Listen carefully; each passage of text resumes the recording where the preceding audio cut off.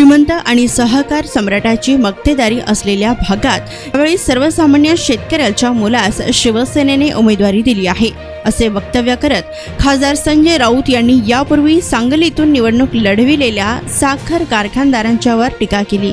सांगलीमध्ये शिवसेना गुंठेवारी कार्यकर्ता मेळाव्यात राऊत हे बोलत होते, तर गुंठेवारी चळवळीचे जनक चंदन चव्हाण यांनी या मेळाव्याचे आयोजन केले होते।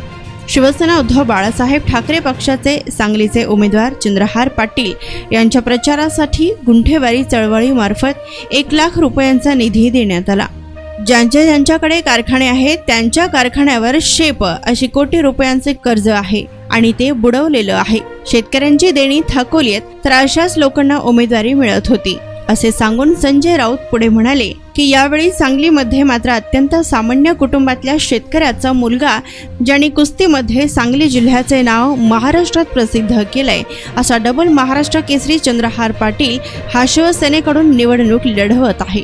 यावेळी शिवसेनेचे उपनेते नितीन बनगुळे पाटील, गुंठेवारी चळवळीचे जनक चंदन चव्हाण, शिवसेना जिल्हाप्रमुख संजय विभूते, माजी जिल्हाप्रमुख बजरंग पाटील यांसहित पदाधिकारी आणि शिवसेनेत मोठ्या संख्येने उपस्थित होते। या जिल्ह्याचा सामान्य शेतकरी मजबूतीने उभा राहील, कारण चंद्रहार पाटील सारख्या शेतकऱ्याचा मुलगा आज सांगलीचं नेतृत्व करू शकतो।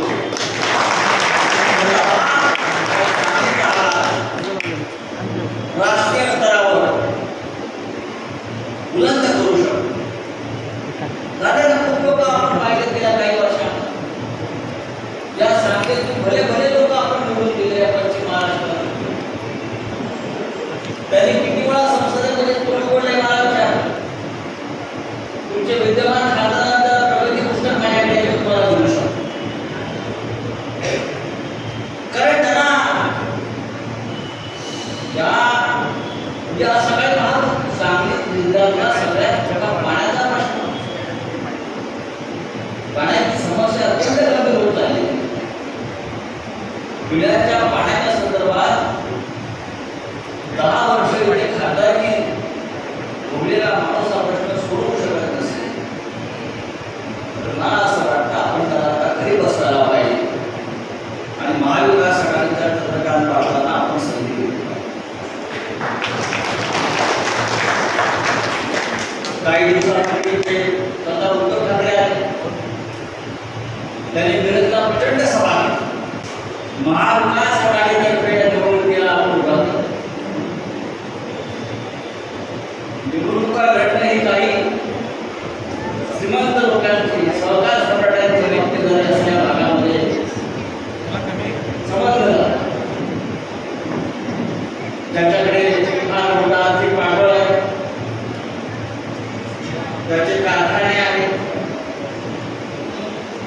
त्याच्या कारखान्यावर 100-500 कोटीचा कर्ज आहे, त्याने बुडवलेला आहे,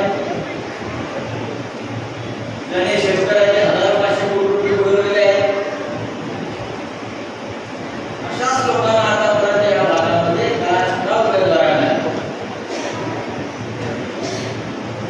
आणि ह्या वेळेला सांगलीमध्ये प्रथमच एक अत्यंत सामान्य कुटुंबातला शेतकऱ्याचा मुलगा ज्याने कुस्ती क्षेत्रामध्ये महाराष्ट्राचं नाव लौकिक देशामध्ये वाढवलं, सांगली जिल्ह्याचं नाव लौकिक वाढवलं असे चंद्रहार पाटील डबल महाराष्ट्र